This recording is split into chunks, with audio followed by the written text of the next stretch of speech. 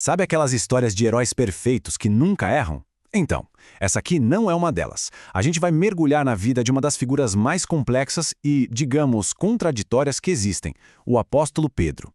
Ele não é apresentado como um santo distante, num pedestal. Pelo contrário, ele é profundamente humano, cheio de falhas, e é justamente por isso que a história dele conversa tanto com a gente. E olha, a fonte que a gente usou para essa análise resume tudo numa frase que é, assim, perfeita. Pedro é nosso retrato. É isso. A vida dele funciona como um espelho, sabe? As lutas, as contradições, aqueles conflitos internos que todo mundo tem, tá tudo ali, refletido na jornada dele. De certa forma, é como se o sangue de Pedro corresse nas nossas veias. Para entender o Pedro, a fonte usa uma metáfora genial, uma gangorra. A vida dele era exatamente isso, uma oscilação violenta entre extremos. No momento ele está lá em cima, no pico da coragem e da fé. No minuto seguinte, pum! Ele despenca para as profundezas da covardia, da dúvida. Essa dinâmica que torna a história dele tão fascinante. Mas como é que essa gangorra começou a se mover? Para entender, a gente precisa voltar para o início de tudo. Quem era esse homem antes do nome dele ecoar pela história? Bem, tudo começou nas margens do Mar da Galileia. Primeiro, esquece a imagem de um estudioso ou de um teólogo. Pedro, que na verdade se chamava Simão, era um homem comum. Um pescador, um cara meio bruto, que tinha um negócio de pesca com os irmãos Tiago e João. Mas ele já tinha uma personalidade forte. Era um líder nato. E curiosamente foi o irmão dele, André, que era bem mais discreto, que o apresentou a Jesus pela primeira vez. E então vem um momento que muda absolutamente tudo. A pesca milagrosa. Tenta imaginar a cena. Uma noite inteira de trabalho pesado e frustrante, sem pegar nada. Redes vazias. Aí Jesus dá uma ordem que para um pescador experiente como Pedro parecia não fazer o menor sentido, mas ele obedece. O resultado é algo tão impressionante, tão sobrenatural, que o mundo de Pedro vira de cabeça para baixo. E ali ele recebe um propósito completamente novo. E a reação do Pedro diante do milagre é muito reveladora. Ele não fica orgulhoso, nem eufórico. O que ele sente é um peso esmagador da própria indignidade. Naquele momento, ao reconhecer que está diante do divino, a primeira coisa que ele pensa é em como ele é falho, em como não se sente digno de estar ali naquela presença. E é aqui que a gente entra de cabeça no coração da gangorra do Pedro. Agora a gente vai ver de perto as contradições que definiam ele e como ele podia ser ao mesmo tempo um herói da fé e um exemplo de fracasso.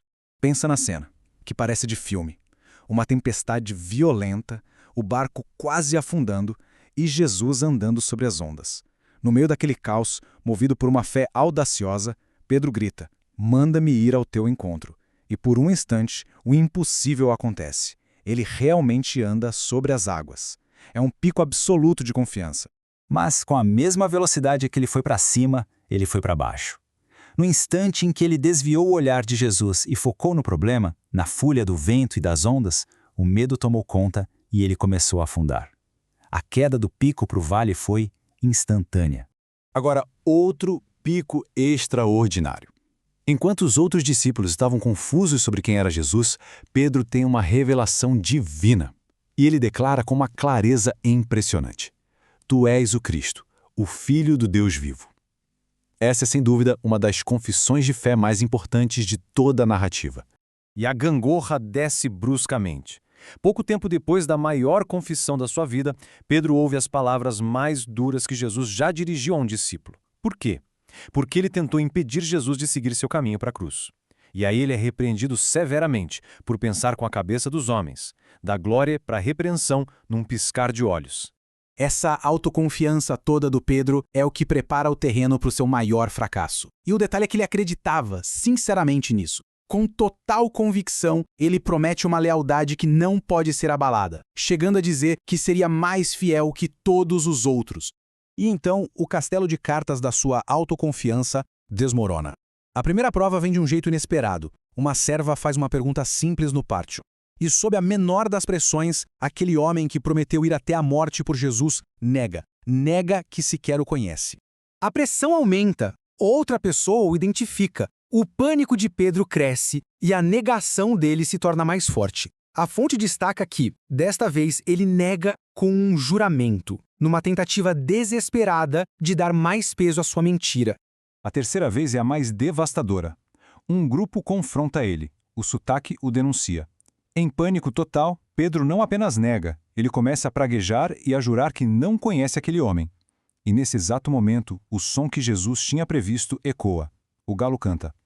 O peso da promessa quebrada atinge ele como uma avalanche. Mas a história de Pedro não termina aqui, nesse fundo do poço. De forma paradoxal, esse momento de profunda vergonha se torna a base para sua restauração. A cena acontece depois da ressurreição, no encontro à beira-mar, que é cheio de simbolismo. A cena acontece ao redor de uma fogueira de carvão, exatamente como a fogueira onde ele negou Jesus. E a primeira pergunta vai direto no ponto do seu orgulho. Jesus não pergunta só "você me ama", mas "você me ama mais do que estes?", lembrando Pedro daquela promessa arrogante de ser mais leal que os outros. A segunda pergunta tira a comparação, é mais direta, mais íntima. E aqui a fonte destaca algo fascinante do texto original. Jesus pergunta usando a palavra grega ágape, que significa um amor incondicional, sacrificial. Pedro, já humilhado, responde com filia, que é um amor de amigo, um afeto. Ele não ousa mais prometer um amor perfeito que ele sabe que não conseguiu entregar. Na terceira vez, Jesus muda a palavra que usa e encontra Pedro onde ele está. Ele usa filha, a mesma palavra que Pedro usou. É como se perguntasse: Pedro, você ao menos tem esse amor de amigo por mim? Isso entristece Pedro, claro, mas essa terceira pergunta completa a restauração. 3 negações são redimidas por 3 afirmações de amor. E essa restauração não é apenas perdão, é um novo comissionamento. Para cada afirmação de amor, Pedro recebe uma instrução: alimentar e cuidar do rebanho. O homem que falhou é transformado em pastor. Seu propósito não foi apenas restaurado, foi aprofundado, justamente por causa da sua falha. Então, qual foi o resultado final dessa jornada de quedas e de recomeços? O que aconteceu com um homem que era uma gangorra de emoções? Vamos ver qual foi o legado da sua transformação. Essa linha do tempo resume a mudança incrível. O Pedro de antes era impulsivo, medroso, autoconfiante. Aí vem um evento catalisador, o dia de Pentecostes. A fonte descreve esse momento como se ele fosse revestido de um poder que não era dele. O resultado? Ele se torna um pregador ousado, um líder fundamental da igreja e, finalmente, um mártir. A transformação é total. Sua morte é o testemunho final dessa transformação. A tradição, citada na fonte, diz que na hora do seu martírio, o mesmo homem que negou Jesus por medo agora se sente indigno de morrer da mesma forma que ele. E humildemente, ele finalmente cumpre sua antiga promessa: seguir Jesus até a morte. No fim, a história de Pedro não é sobre nunca cair, mas sobre como nos levantamos. Não é sobre perfeição, é sobre transformação. E a jornada dele nos força a pensar: e se os nossos maiores fracassos não forem o fim da nossa história, mas sim a matéria-prima para a nossa maior transformação?